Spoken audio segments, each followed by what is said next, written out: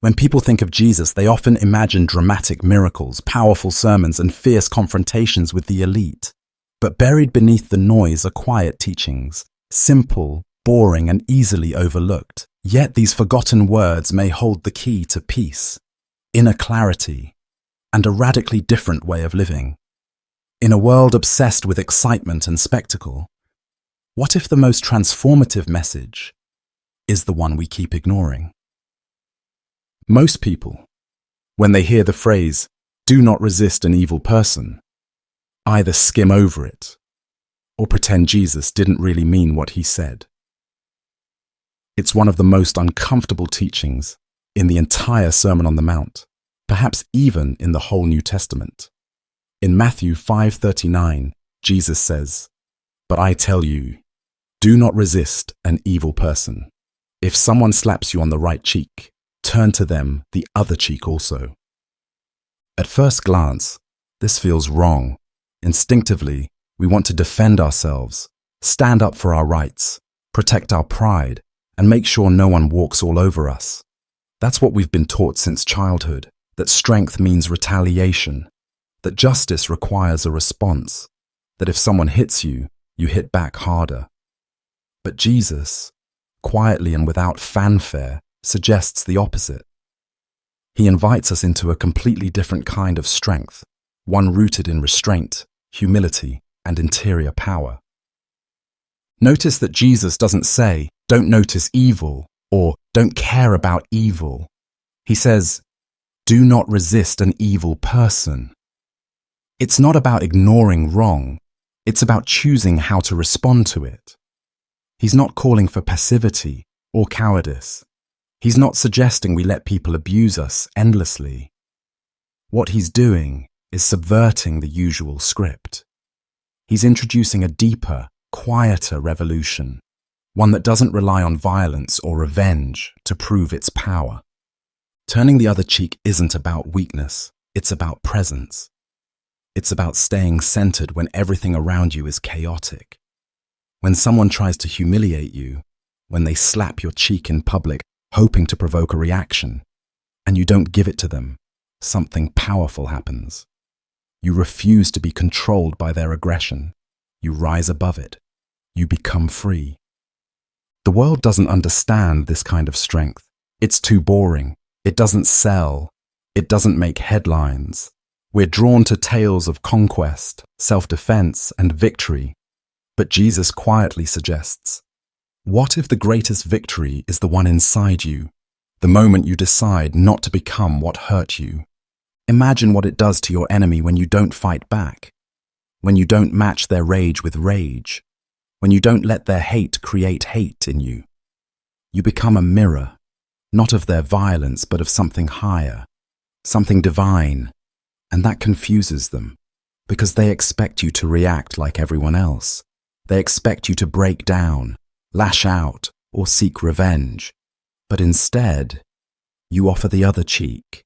You stand in peace. This teaching doesn't mean you stay silent in the face of injustice. It means you stop fueling it. Evil feeds on resistance.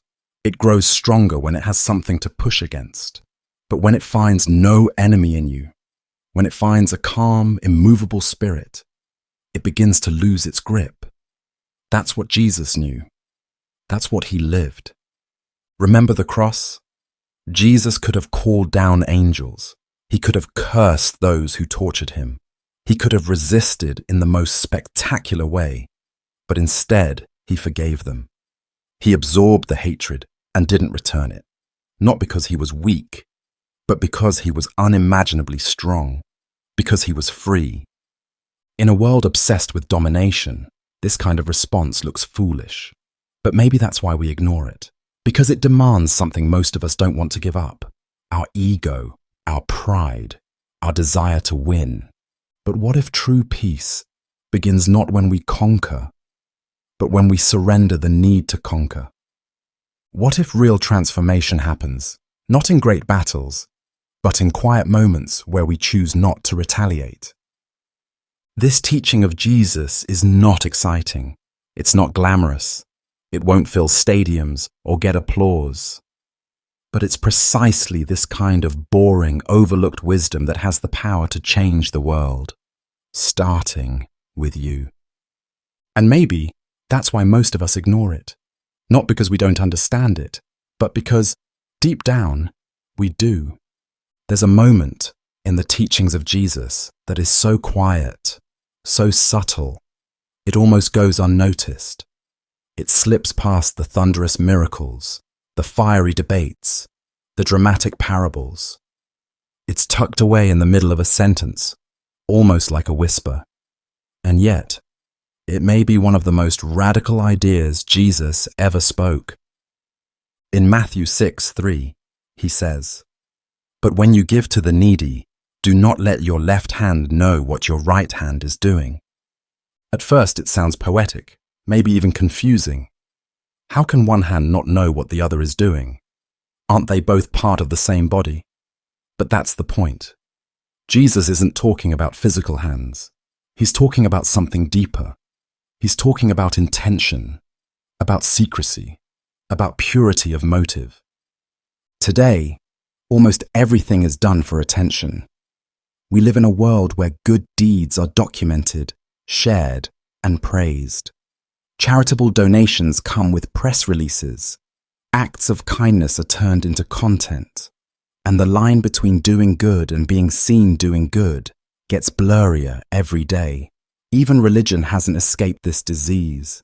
Churches build walls of names, donors engraved in gold. Sermons are live-streamed, prayers are posted.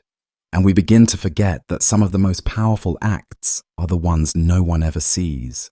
But Jesus reminds us, not everything sacred needs an audience. In the time of Jesus, giving to the poor was an essential part of Jewish religious life. But even then, people were tempted to use their generosity as a performance. The more lavish the gift, the more respect it brought. The louder the donation, the more praise it earned. And Jesus wasn't impressed. He saw through the show. He saw that giving, when done for approval, isn't really giving. It's trading. It's buying admiration. It's marketing goodness. And he wanted no part of it. Instead, Jesus paints a strange picture.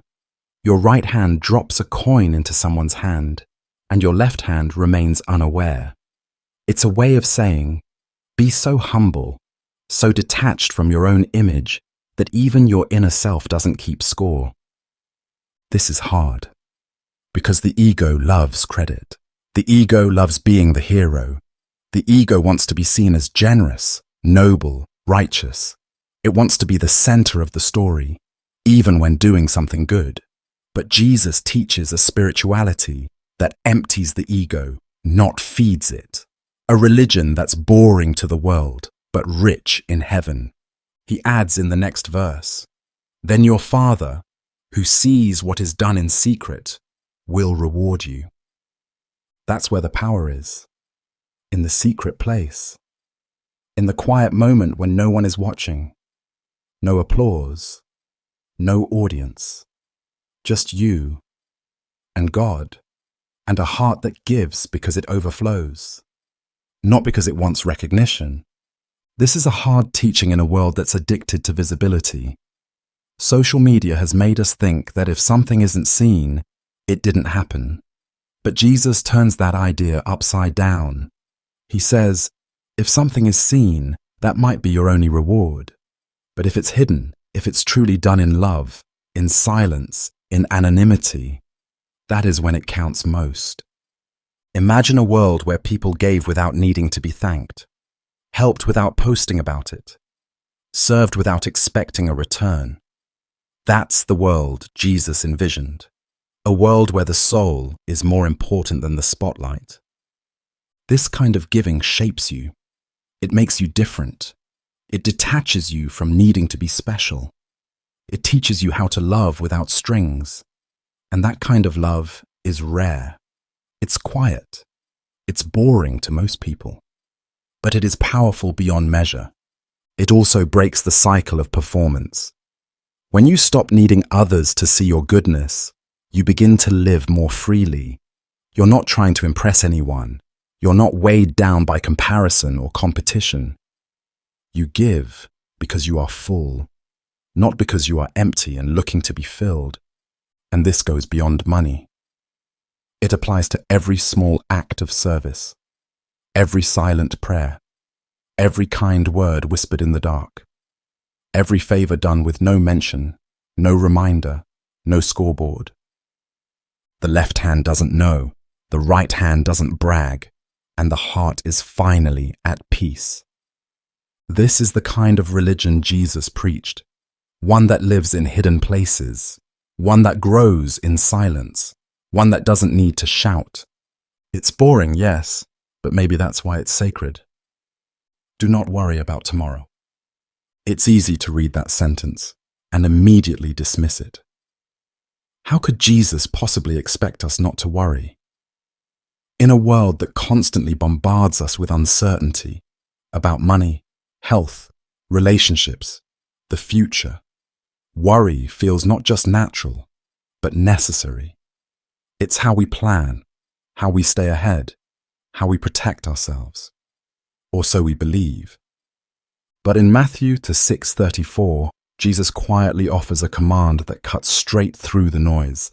Therefore, do not worry about tomorrow, for tomorrow will worry about itself. Each day has enough trouble of its own. Not a suggestion, not a soft encouragement, a command. Direct, uncompromising. And yet, it's one of the most overlooked teachings in all of Christianity. Why? Because it's not exciting. It doesn't come with rituals or drama or spectacle. It's not something we can display or even easily master. It's internal, invisible, and it requires a radical shift in how we see the world. To live without worry is to live in absolute trust, something most of us have never been taught how to do. Worry is seductive. It gives us the illusion of control. If we think hard enough, stress enough, play out every scenario in our minds, maybe, just maybe, we'll be able to prevent something bad from happening. But worry doesn't actually change anything. It doesn't fix tomorrow. It just poisons today. Jesus knew this. That's why he didn't say, try to worry less. He said, don't worry at all about tomorrow. It's a strange kind of command, not the kind we usually associate with religion. No rituals, no sacrifices, just an invitation into peace. But make no mistake, this is one of the hardest things Jesus ever asked of us. Because to obey it, we have to surrender. We have to loosen our grip on the future. We have to admit that we are not in control and never were. Jesus is not saying that we shouldn't prepare. He's not telling us to be reckless or foolish. There's a difference between planning and worrying. Planning involves wisdom. Worrying involves fear. One comes from faith, the other from distrust. Jesus is inviting us to live wisely, but without fear. Think of the lilies of the field, he says. They don't labor. They don't spin. And yet, not even Solomon, in all his glory, was dressed like one of them. And the birds, they don't sow, reap, or store away in barns. And yet your Father feeds them. Are you not worth more than they? It's not just a poetic image. It's a truth we've forgotten. We've been trained to believe that our value comes from what we do, how hard we hustle, how much we worry. But Jesus points to nature and says, look at what God provides, even for the smallest, quietest creatures. You are more valuable than they are, so why don't you trust? The reason is simple. We're afraid. Afraid of losing control, afraid of not being enough, afraid of the unknown. But Jesus doesn't offer us control. He offers us presence. The ability to live one day at a time, fully, freely, faithfully. Not in denial of problems, but without being enslaved to the fear of them. Each day has enough trouble of its own. That line is honest. Jesus isn't promising a life without struggle. He's acknowledging reality. Today might be hard. That's enough. Don't bring tomorrow's shadows into today's light. Don't multiply your burden with imagined futures. Stay here, in this breath, in this moment. Worry pulls us in two directions. It tears us between the now and the not yet. But peace, real peace, only lives in the present. That's why this teaching, though simple, is so powerful. It doesn't call us to do something impressive. It calls us to be in a different way. This is not the kind of religion people write songs about. It doesn't draw crowds. It won't make you famous, but it will make you free. To live without worry is to live as if you actually trust that God is good, that you are held, that you don't need to figure everything out right now, that life, even in its uncertainty, is still unfolding exactly as it should. This is the religion of Jesus. Quiet, unflashy, deeply internal. A transformation that begins not in temples, but in thoughts, not in rituals, but in rest. And perhaps that's why it's so often ignored, because it requires nothing, except everything. To live without worry is not to live in ignorance. It's to live in faith. It's to wake up and say, today, I will do what I can. I will be present. I will let go of what I cannot control. And I will trust that tomorrow will meet me with grace. No one may see that choice. No one may applaud it, but it will change your life. And that, quietly, boringly, beautifully, is exactly what Jesus meant. There's a forgotten place in the teachings of Jesus, a space that doesn't exist on a stage, in a church pew, or even among the crowds who followed him from town to town. It's not loud. It's not dramatic. It's not public. In fact, it's the exact opposite. It's a quiet room, a hidden place, a space where no one sees you, no one hears you, and no one knows what you're doing, except for God. In Matthew 6:6, Jesus says, "But when you pray, go into your inner room, close the door, and pray to your Father who is unseen. Then your Father, who sees what is done in secret, will reward you." This is one of the most intimate instructions Jesus ever gave, and yet it's also one of the most ignored. In a world where spirituality is often broadcast through sermons, songs, live streams, and group prayers, Jesus invites us into solitude, into silence, into the secret. But most of us resist this, not because we dislike silence, but because we fear it. We've grown uncomfortable with quiet. In the absence of noise, we're forced to confront our thoughts, our wounds, our fears, and so we avoid the inner room. We distract ourselves with noise disguised as devotion. But Jesus wasn't speaking symbolically. He literally said to find a room, close the door, and be alone with God. Why? Because something happens in solitude that cannot happen anywhere else. It's in that private space that prayer becomes real, not performative, not polished, not for anyone's ears, but God's. Public prayer has its place. Jesus prayed in front of others too, but he warned that some used prayer as a performance, to appear holy, to gain approval, to feel superior. And he wasn't impressed. He saw through the theatre. Because prayer, at its core, is not about how it sounds. It's about where it comes from. The inner room strips away all pretense. No one's watching. No one's applauding. You don't need to sound eloquent. You don't need the right words. You don't even need words at all. You just need to show up, to be present, to be honest. In that hidden space, you can cry without shame. You can sit in silence without needing to explain. You can wrestle with doubt. You can bring your failures, your fears, your fragmented self, and still be held. This is what Jesus practiced.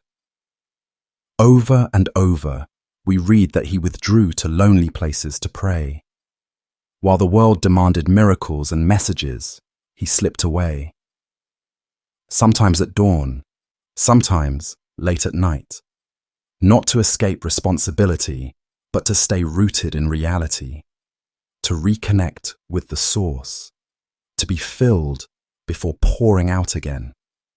And yet for us, prayer has often become another task, another ritual, another thing to check off the list. We recite words, but rarely slow down enough to listen. We treat God like a vending machine. Insert request, expect result. But the inner room reminds us, prayer is not a transaction. It's a relationship.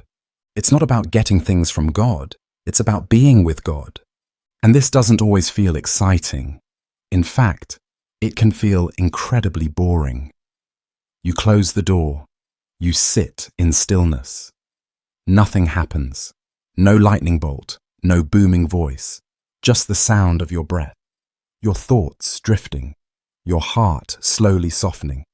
But that's where the transformation begins.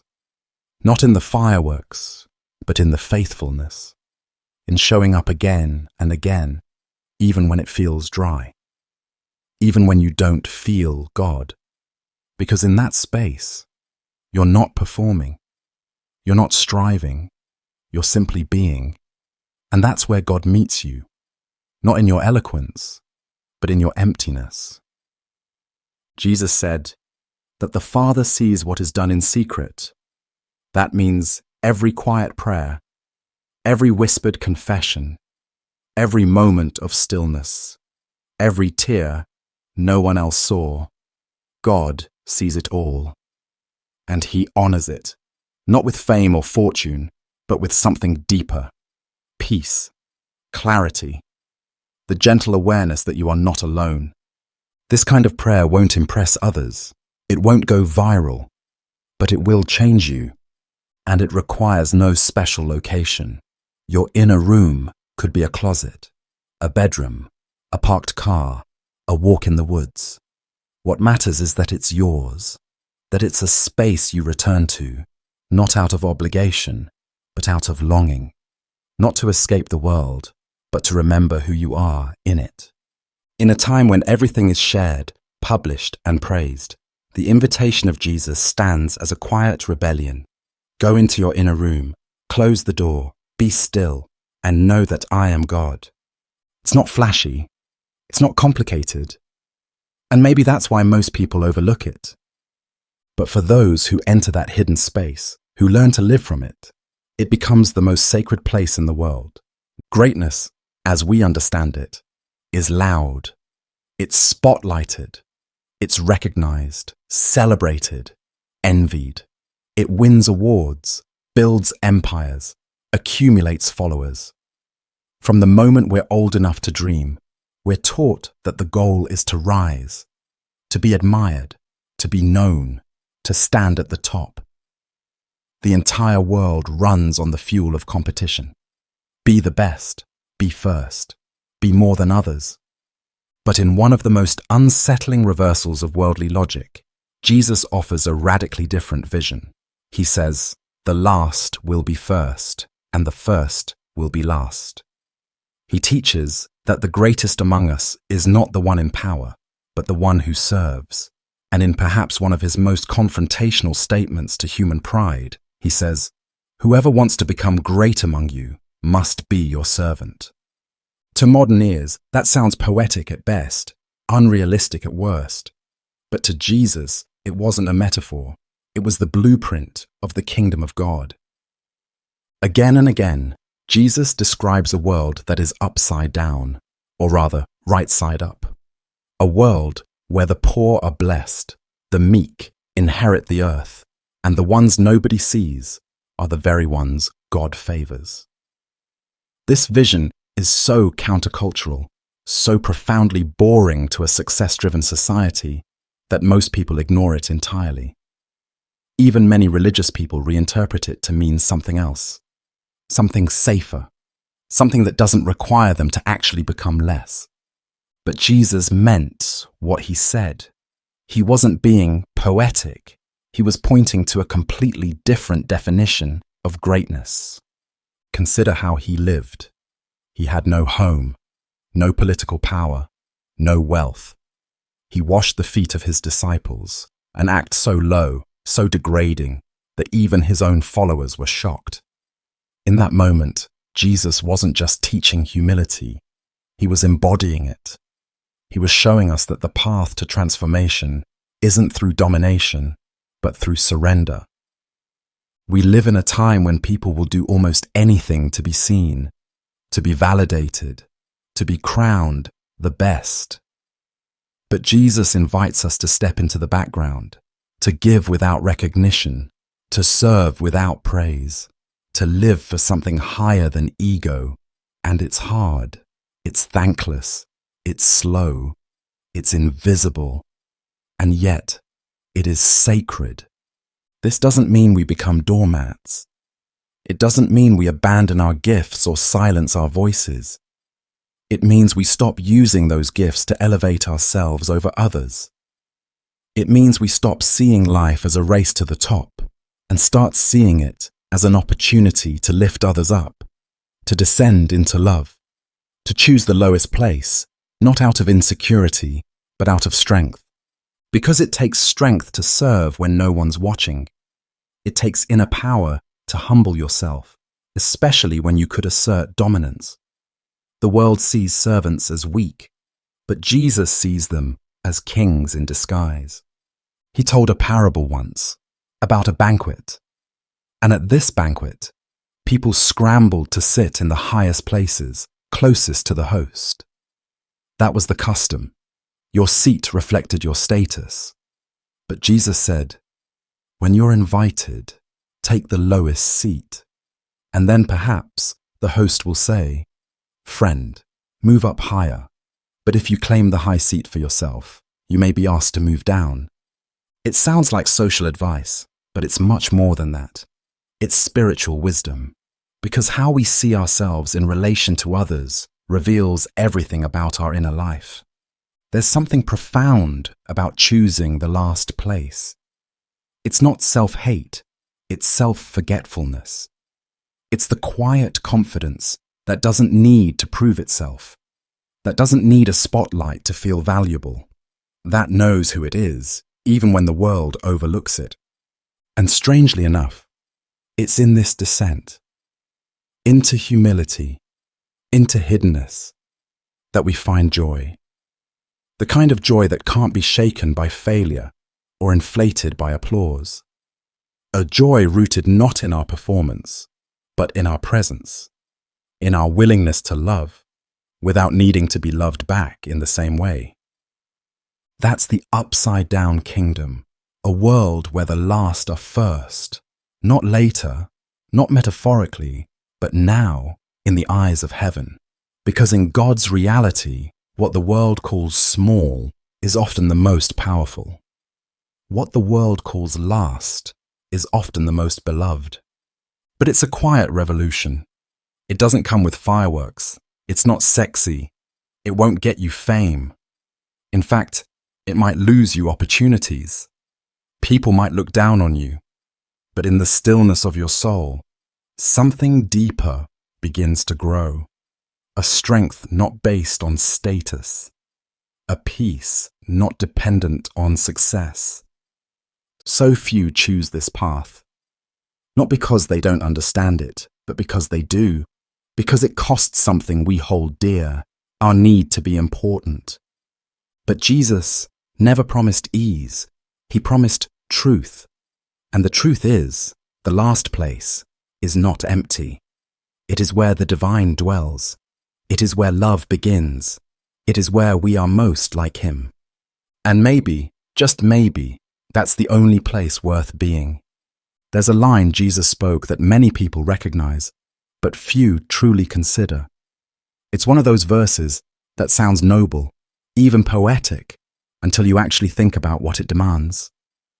Jesus said, "If anyone forces you to go 1 mile, go with them 2 miles."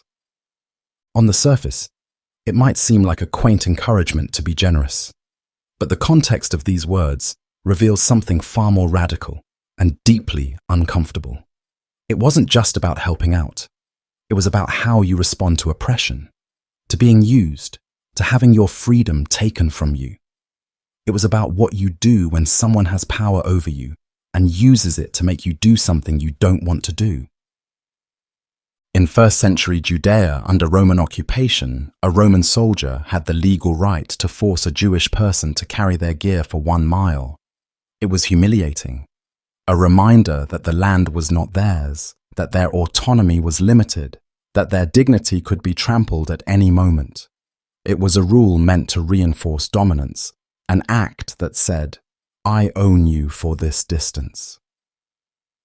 Jesus didn't tell his followers to resist it, nor did he tell them to carry the burden with silent resentment. He told them to go further, to willingly do more than what was forced, to take that 2nd mile not because you had to, but because you chose to. This isn't just shocking, it's offensive to our modern sense of fairness. Why would Jesus tell people to do more for their oppressors? Doesn't that encourage abuse? Doesn't that validate injustice? But Jesus was not asking his followers to be passive victims. He was showing them a hidden power, the power of unexpected generosity, the power of taking control by freely giving what was never demanded. In the 1st mile, the soldier is in control, but in the 2nd mile, the tables turn. The one carrying the load is no longer doing it because he must, but because he wills it. He's no longer a victim of the system. He's transcending it. This is not submission. It's transformation. It's turning an act of humiliation into an act of strength. And that's what makes this teaching so quietly dangerous to the powers of the world. Because systems of control rely on predictable reactions, resentment, bitterness, retaliation.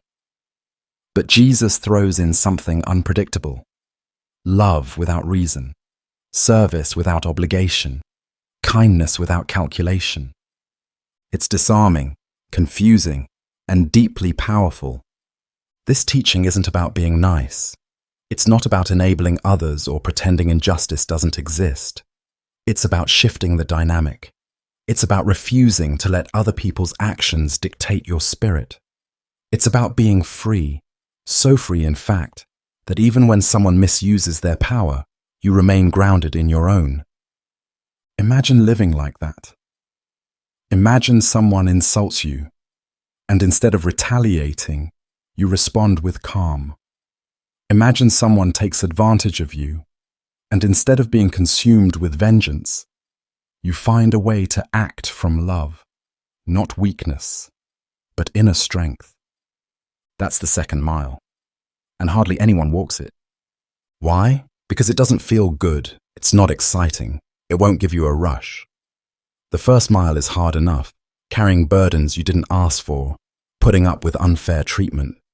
But the 2nd mile, that's a different world entirely. That's voluntary. That's costly. That's a level of grace we don't often choose. But the 2nd mile is where transformation happens, not just for the other person, but for you. In the 2nd mile, you break the cycle of tit for tat. You step off the treadmill of revenge. You become someone who cannot be controlled by anger, resentment, or fear. You become someone who is free to love, not because others deserve it, but because that is who you are becoming. Jesus himself lived the 2nd mile. At every turn, he did more than was required. He touched the untouchable. He forgave the unforgivable. He went to the cross, not because he had to, but because he chose to. And in doing so, he showed us that love, when freely given, is more powerful than hate, when forcibly imposed. The 2nd mile is not glamorous. No one sees it. No one claps. It's walked in quiet places. In your marriage, your workplace, your private life. It's when you forgive again, even though they never said sorry. It's when you serve again, even though they didn't thank you. It's when you stay patient, even though you're exhausted. And every time you do, you become a little more like the one who told us to walk it. The world teaches us to give the minimum. Do what's required. meet the bare standard. But Jesus whispers, go further, not because they deserve it, but because you are no longer living by their rules. You are living by grace. And grace always goes the extra mile. It's not exciting, it's not easy, but it's holy, and maybe that's why so few choose it. Not because they don't believe in it, but because they know how much it will cost.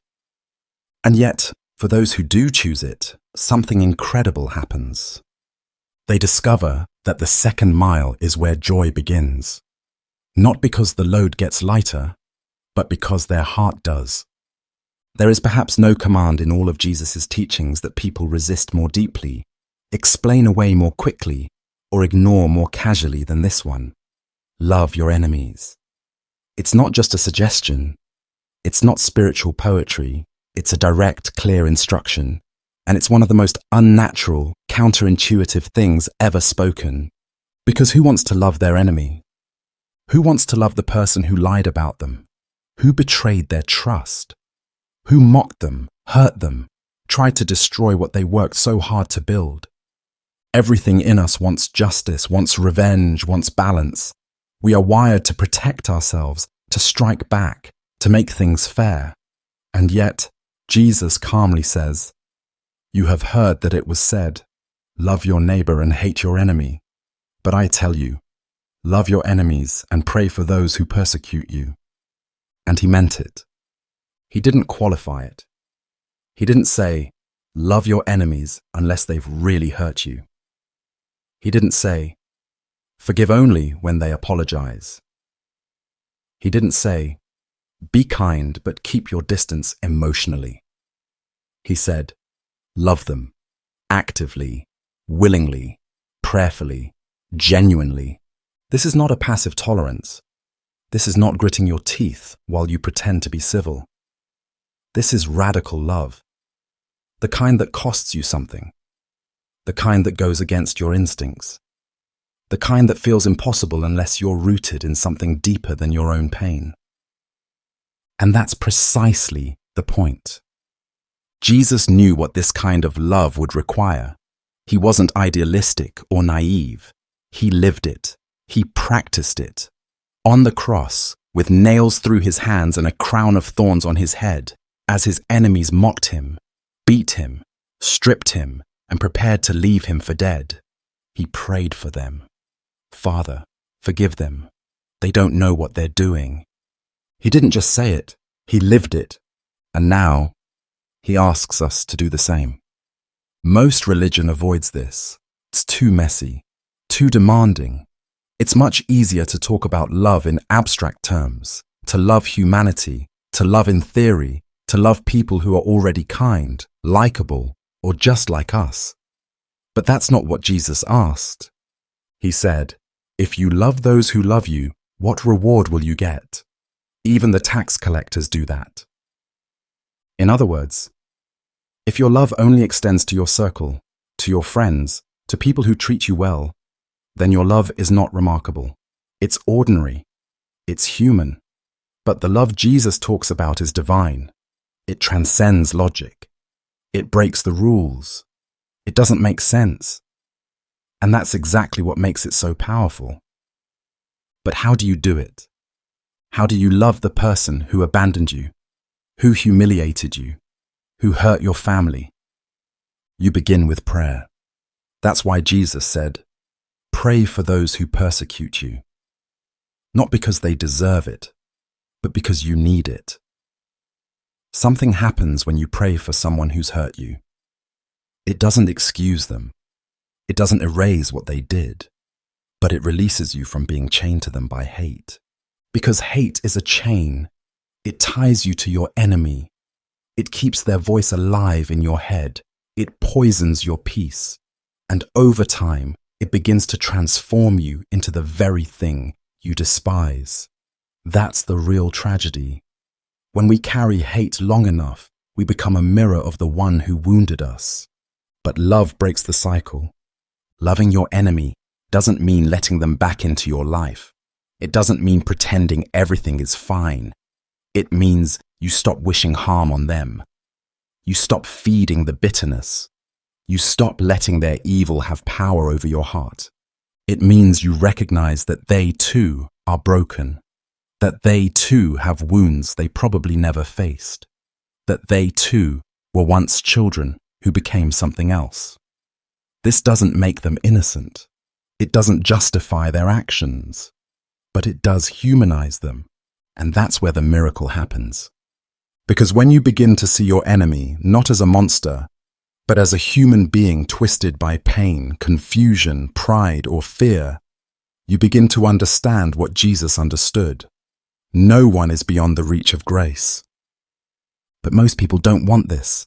It's too boring, too spiritual, too invisible. Loving your enemy won't get you a medal. It won't get you a headline. It won't even feel good at first.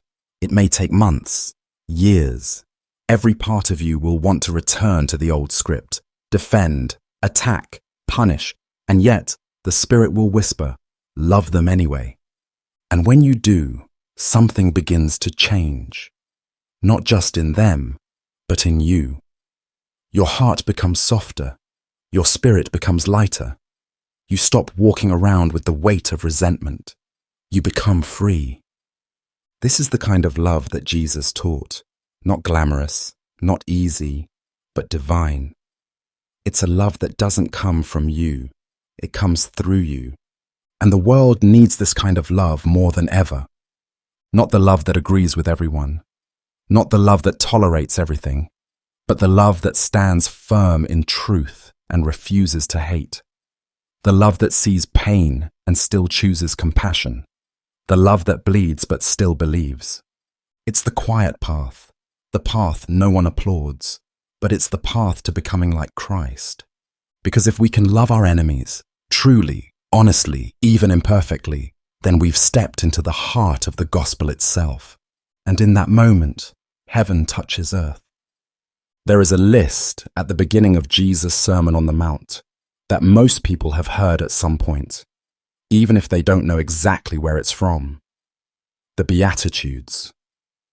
8 short blessings that Jesus quietly spoke to a crowd of ordinary people on a hillside. No miracles, no drama, just words, simple, strange, and completely upside down. He didn't say, "Blessed are the powerful," or "Blessed are the winners." He didn't say, "Blessed are the successful, the confident, the influencers, or the beautiful." Instead, he said things that are so contrary to our instincts, we can barely believe he meant them. Blessed are the poor in spirit. Blessed are those who mourn. Blessed are the meek. Blessed are those who hunger and thirst for righteousness. Blessed are the merciful. Blessed are the pure in heart. Blessed are the peacemakers. Blessed are those who are persecuted. These are not the kinds of people we usually associate with blessing. In fact, many of them sound like people to pity, not to envy. But in Jesus' eyes, these are the ones who are truly close to God. These are the ones who carry the light of heaven within them. The world doesn't understand this. It never has.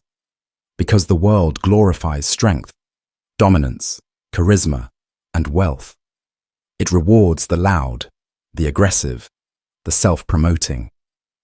But Jesus wasn't impressed with any of that. He saw holiness in the overlooked. He saw greatness in those the world called weak. Blessed are the meek, the gentle, the soft-spoken, the ones who don't push to the front, who don't raise their voices in every room. We call them timid. Jesus calls them blessed. Blessed are those who mourn, not because suffering is good, but because those who grieve have hearts that are still open, hearts that have not grown hard, hearts that feel deeply and therefore can love deeply. Blessed are the merciful, not the vengeful, not the self-righteous, the merciful, the ones who choose to forgive when they have every right to condemn, the ones who let go when others demand payback. Blessed are the pure in heart, not the clever, not the ambitious, the pure, the ones who do not scheme, who do not manipulate, who have no hidden motives. People like this are often seen as naive. Jesus sees them as visionaries, saying, "They shall see God." Can you see how radical this is? Jesus wasn't trying to inspire a revolution in politics. He was announcing a revolution in values. He was pointing to an entirely different way of seeing the world, one where the things we ignore are often the most sacred. This is a very boring religion by modern standards. There's no fame in it, no power, no flash. To be merciful instead of cruel, that won't get you trending. To mourn deeply rather than move on quickly, that won't impress your boss. To hunger and thirst for righteousness, to live for what is right rather than what is profitable, that might even get you mocked. But these are the people Jesus lifts up. These are the ones he calls blessed. And notice something else. Jesus never says, "Blessed will be." All the blessings are spoken in the present tense. Blessed are, right now, not someday in the future, not in heaven after death. Right now in this life, in your mourning, in your gentleness, in your mercy, you are blessed. The kingdom of God, according to Jesus, is not reserved for the winners. It's breaking in quietly through the lives of those who seem invisible, through the people who choose love over power, compassion over pride, peace over conflict. And it's not glamorous, it's not fast, it's not dramatic, but it is real. These people, the meek, the mourning, the merciful, often move through life unnoticed. They don't draw attention to themselves. They aren't celebrated in headlines. They won't be invited to the stage. But in the economy of heaven, they are the richest souls on earth. There's a reason most people skip past the Beatitudes or treat them like vague encouragements, because to truly live them would mean abandoning our hunger for praise. It would mean being okay with going unseen. It would mean redefining success entirely. Are you willing to do that? Are you willing to live a good life even if no one claps for you? Are you willing to be kind when it doesn't benefit you? Are you willing to stay soft in a world that keeps trying to harden you? These are the real spiritual questions. Not how many verses you know, not how loud you pray, not how many people follow you, but whether you are becoming the kind of person who reflects the heart of God in quiet, steady ways. Jesus didn't say the meek might inherit the earth. He said they will. That's not a metaphor. That's a promise. The world won't always see it, but heaven does. And so, while the world celebrates the bold, the brash, and the brilliant, Jesus keeps blessing the boring, the ones who are faithful in the shadows, gentle in the storm, and peaceful in a culture of conflict. And maybe the reason we ignore these teachings isn't because we don't understand them, but because we do. We know exactly what they ask of us, and we know just how hard and how beautiful that path really is. There is a teaching of Jesus that seems so simple, so universally accepted, that people often nod in agreement without ever really living it. We say it's wise, we quote it, we might even put it on a bumper sticker. But when it comes down to applying it, truly, deeply, relentlessly applying it, most of us quietly move on because the cost is too high. Jesus said, "Do not judge, or you too will be judged." At first glance, this seems easy enough. Don't be judgmental. Don't criticize others. Let people live their lives. But what Jesus is asking here goes far deeper than avoiding gossip or keeping negative opinions to yourself. He's pointing to something that happens at the very core of the human heart. Our need to place ourselves above others in order to feel right, righteous, or safe. Judgment is not just about what we say, it's about how we see. It's the quiet, constant stream of assumptions that flows through our minds as we scroll through social media, walk through public spaces, hear someone speak, or remember someone's past. It's the mental ranking system we carry around without even noticing. Better than him, more spiritual than her, more disciplined than them. Judgment doesn't always sound loud. Sometimes it's just a silent smirk, a tightening in your chest, a thought you never speak but feel deeply. And Jesus says, stop it, let it go. Not because people don't do wrong, not because there's no such thing as right and wrong, but because judgment warps the heart. It builds walls between people. It allows you to feel superior without becoming better.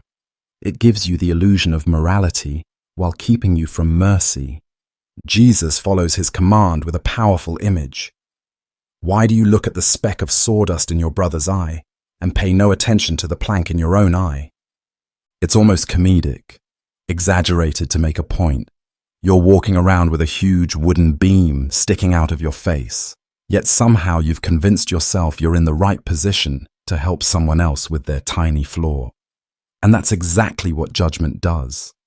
It blinds you to your own condition by keeping your eyes fixed on someone else's.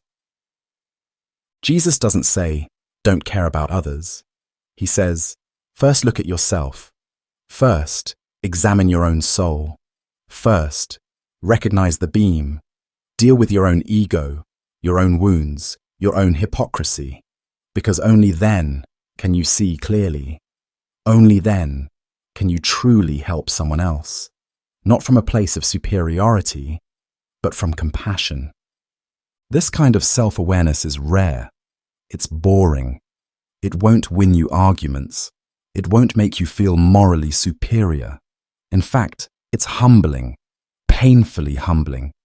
It means you stop assuming the worst about others and start asking hard questions about yourself. Why did that person's behavior trigger me so much? Why did I feel the need to point that out? What does my reaction say about me? These are not questions we're taught to ask. We're taught to evaluate, categorize, assess others. But Jesus invites us into something deeper. He invites us into inner honesty. This teaching is difficult because it strips away our defense mechanisms. Judgment makes us feel safe. If I can judge you, then I don't have to face me. If I can focus on your flaws, I don't have to confront my own. But Jesus won't let us hide there. He calls us into the quiet work of humility. And it is quiet. No one sees it. No one claps when you choose not to speak a judgmental word. No one notices when you bite your tongue or when you mentally rewrite the story you were telling yourself about someone else. But in those silent moments, you are becoming more like Christ.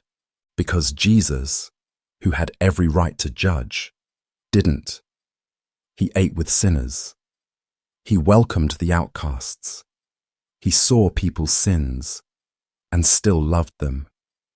He corrected, yes, but he did so with gentleness, never with contempt.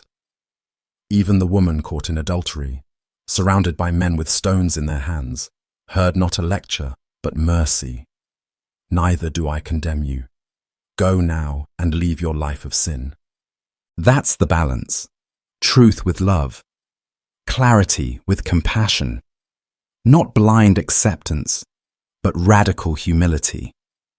This doesn't mean we stop discerning. Jesus also said, "By their fruit you will know them." We are still called to be wise, but wisdom is not the same as judgment. Wisdom is rooted in love. Judgment is rooted in ego. And the truth is, when we stop judging others, we become more free. Free from comparison, free from resentment, free from the need to always be right. We begin to see people not as opponents or problems, but as fellow travelers, flawed, wounded, trying their best. And in doing so, we start to see ourselves more clearly too. This path is not glamorous. It doesn't make you feel powerful. It asks you to be quiet when you want to speak, to forgive when you want to condemn, to look inward when you want to look outward. But this is the path of transformation. So few walk it. because it's not about performance, it's about heart. But if you dare to take this teaching seriously, not just as a verse to memorize, but as a lens to live through, you will find that your relationships begin to change.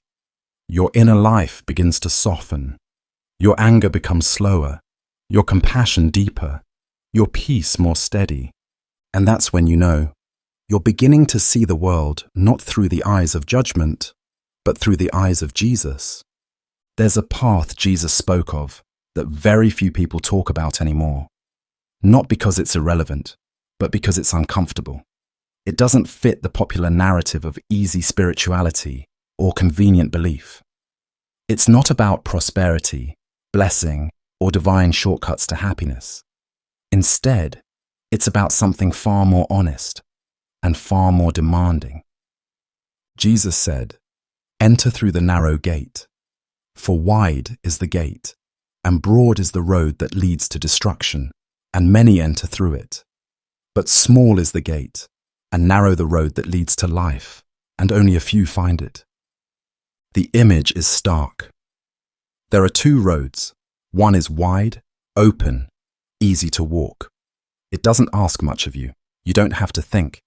You don't have to resist anything. You just go with the flow, follow the crowd, and do what everyone else is doing. That road, Jesus says, leads to destruction, not because God is out to get you, but because when you live without resistance, without reflection, without intention, your soul slowly dies. You lose yourself. You drift further and further from what is real. Then there's the other road, the narrow one, the hard one, the one that almost no one wants to take. It's quieter. It's lonelier. It's filled with inner tension, but it leads to life, not just later, but now.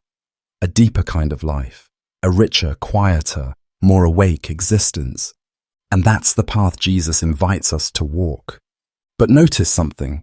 He doesn't say everyone should take the narrow path. He says only a few find it.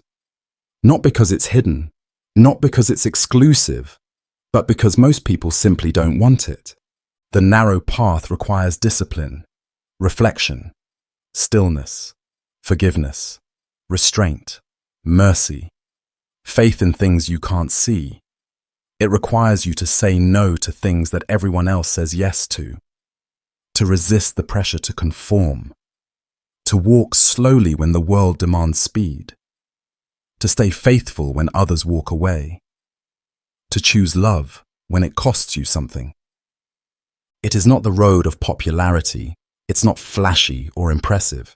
No one is handing out trophies on the narrow path. In fact, you may be misunderstood, criticized, even rejected for walking it. People may ask you why you're wasting your time, why you're so serious, why you care so much. But deep down, something in your spirit knows this is the way. The narrow path is not about religious performance. It's about inner integrity.